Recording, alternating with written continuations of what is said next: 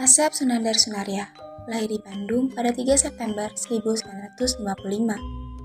Lahir di lingkungan seniman membuat Abah Asep ikut berkecimpung dunia seni. Bakat seni sudah mengalir dalam diri Abah Asep sejak ia kecil. Terbukti di usia yang baru belasan tahun, Abah Asep sudah tampil mendalang dari panggung ke panggung. Abah Asep itu lahir tanggal 3 September 1955 di Bandung. Beliau putra dari Abeng Sunaria sama Abu Cucun Jubaidah. Besar oleh Majajah sampai umur kalau nggak salah sampai SMP. Dia sekolah dari SD sampai SMP kelas 3 di SD SMP Pasigaran Dayakolot. Nah, ketika itu dia baru mengetahui dia adalah anaknya Abah Abeng Sunaria dari Pusaka Giriharja. Dan beliau lahir dari kakek saya, Abah Sunaria. Beliau juga seorang dalang. Kakek Abah Asep sudah dalang, kalau uyut saya juga dalang. Jadi Abah Asep memang keturunan dalang. Sampai sekarang saya juga mengikuti jejak beliau. Jadi masa kecilnya dia bergaul dengan kehidupan wayang. Dan yang unik, beliau itu tidak sama ayahandanya. Beliau sama bibinya dari kecil, diurus sama bibinya. Karena mungkin banyak anak ya, Abah Sunaria itu emang anaknya banyak, sekitar 14-an. Jadi Abah Asep itu sama bibinya dari kecil gitu. Dan dulunya Abah itu namanya bukan Asep, namanya Sukana. Tapi sama Majaja bibinya bilang Asep. Jadi beliau dibilang Asep. Banyak. Jadi gini, kalau menurut saya tahu dari pengalaman juga Abah Asep ya. Abah Asep pernah bercerita.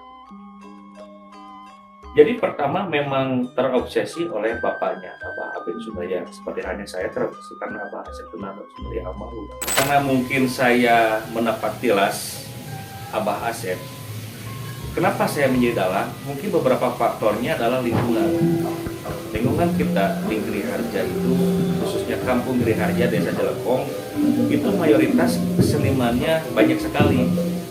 Karena dari pertama Ngababakan tuh, jadi membuat satu wilayah dari gunung menjadi suatu tempat untuk tempat tinggal, itu Abah Sunaria pertamanya. Terus beranak pinak, punya anak, menikah lagi, anaknya ke tetangga-tetangga, jadilah keluarga besar. Nah, mayoritas itu adalah seniman. Senimannya seniman pagelaran, pertunjukan, seniman padalangan. Makanya tiap hari pasti disuguhi dengan adanya obrolan mengenai kesenimanan, tentang gamelan, tentang wayang. Seperti halnya karena semuanya lingkungannya itu, jadi terbentuklah keinginan untuk mendalang. Mungkin kayak gitu Abah Asep itu. Mungkin bisa dikatakan karena ya saya bukan, kalau bahasa Sunda tuh bohongna berkarya. Kalau sekarang apa ya, aakuanan lah, bukan aakuanan. Abah Asep itu label sebagai dalang maestro itu bukan dari keluarga tapi dari orang lain. Mungkin ada karena ini wayang sebagai warisan tak benda yang diakui oleh UNESCO, yang syarat akan makna itu bukan tentang bentuk wayangnya, tetapi filosofi yang terkandung dalam wayangnya. Itu pasti ada beberapa dalang, seperti halnya kawan dulu itu Kimanten Sudarsono di Jawa, terus Asep Sunandar dari wayang golek. Sangat besar, karena dulu wayang pernah turun, dalam artian bukan mau musnah ya, dalam artian banyak anak-anak muda yang tidak melirik. Tapi ketika muncul Abah, semua kalangan senang dengan pagelaran seperti itu.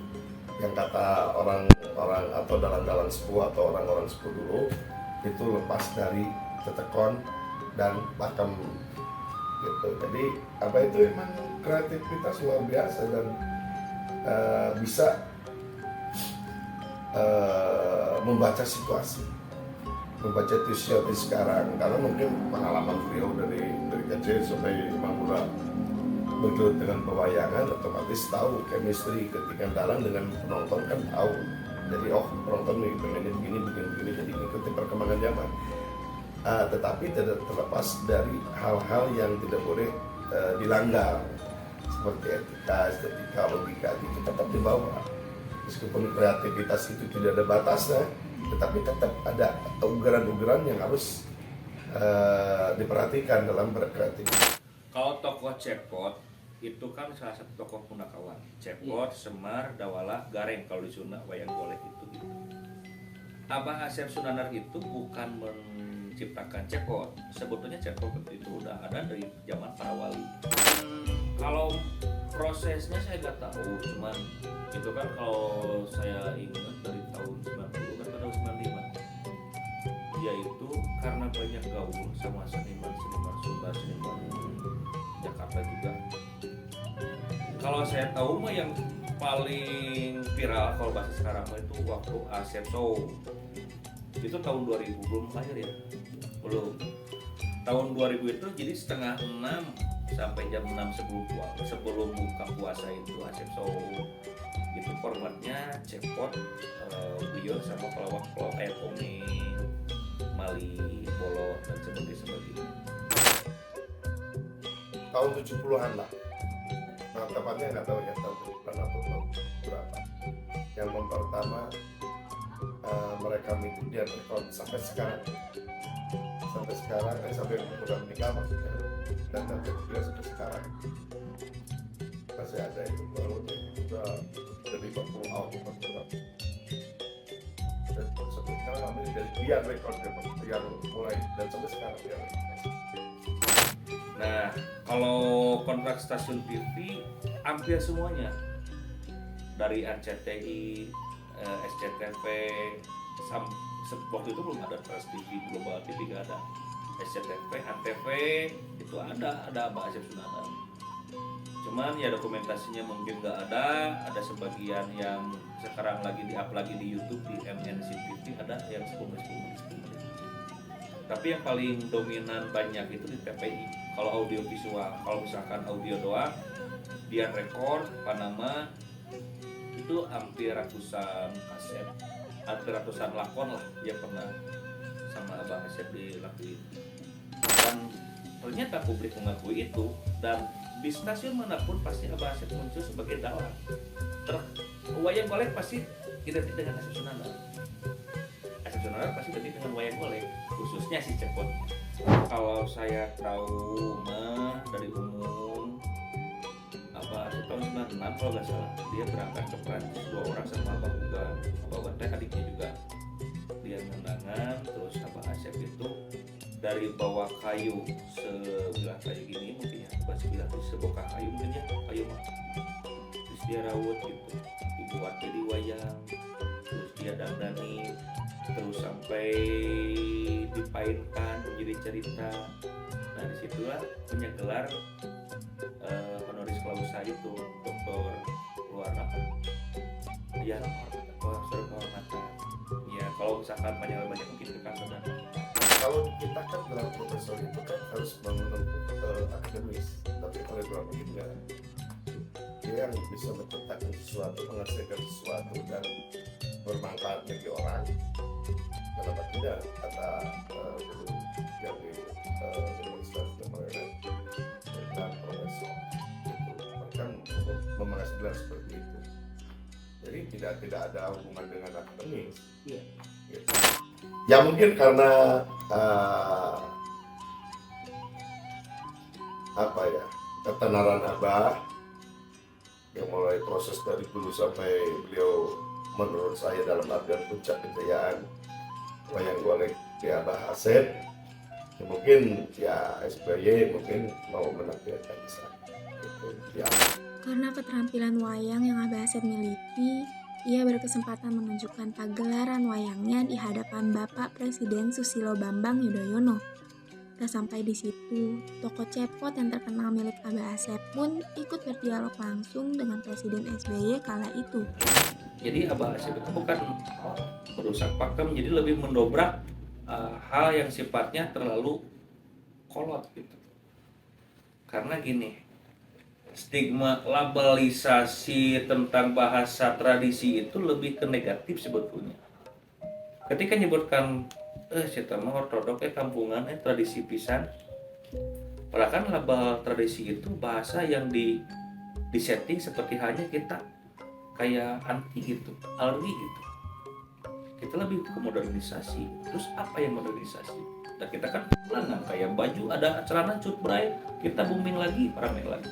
Dulu kan pernah rame pakem, rame lagi. Apalagi bisa wayang juga gitu. Waktu ketika itu mungkin zaman waktu itu modern adanya wayang. Sekarang pakem ada lagi yang modern.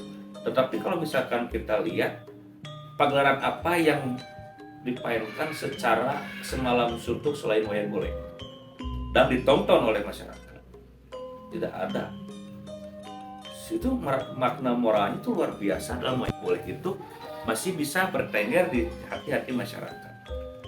Makanya kalau saya bilang, kalau saya punya argumentasi gitu, wayang golek itu sepertinya mah tidak akan musnah. Itu sangat-sangat pintar membaca situasi pasar. Tahunnya ayeuna ramena. Nah itu digali, dibahas bagaimana caranya kita menarik audiens supaya senang. Terus kalau ngebodor melawak misalkan di panggung A, bodoran ini gongnya ke B misalkan. Tapi ketika di panggung berikutnya bodor yang sama tapi gongnya ke C. Nah itu yang tidak bosan penonton melihat. 31 Maret 2014, di usia ke-59 tahun, Abah Asep berpulang ke hadapan Yang Maha Kuasa. Kepulangannya menyisakan kesedihan tiada tara bagi keluarga dan rekan kerjanya. Sok Dalang yang terkenal dengan tokoh cepotnya, dengan cerita pewayangannya, kini sudah tidak bisa lagi kita tonton pagelaran wayang darinya. Abah Asep meninggalkan karya-karya yang abadi yang disemogakan dapat menginspirasi dalang-dalang berikutnya. Abah Asep itu tidak pernah berhenti untuk berlangganan koran. Kalau saya tahu, Abah Asep itu pasti dalam media PN setiap pagi pasti ada. Ketika dia belum beraktivitas apapun, dia baca ada update apa nih. Terus dia tidak malu untuk menanyakan hal yang tidak dia tahu. Walaupun yang ditanya itu sebawah dari dia umurnya gitu. Abah Asep orang yang tidak gengsi untuk bertanya kepada orang lain. Walaupun dia sekali berdalang yang sudah fenomenal menurut saya, dia tidak malu. Yang itu perlu dicontoh oleh kita generasi muda untuk melestarikan budaya dan tidak alergi dengan perubahan. Karena Abah Asep itu kan dia pakai pelawak, dia yang mencetusnya, terus rekaman kayak pelawak, terus laguan, dia bikin lagu, tapi lagunya lagu buta. Cerdas, baik, soleh. Asep itu sangat-sangat pintar membaca situasi pasar. Tahunnya ayeuna ramena. Nah itu digali, dibahas bagaimana caranya kita menarik audiens supaya senang.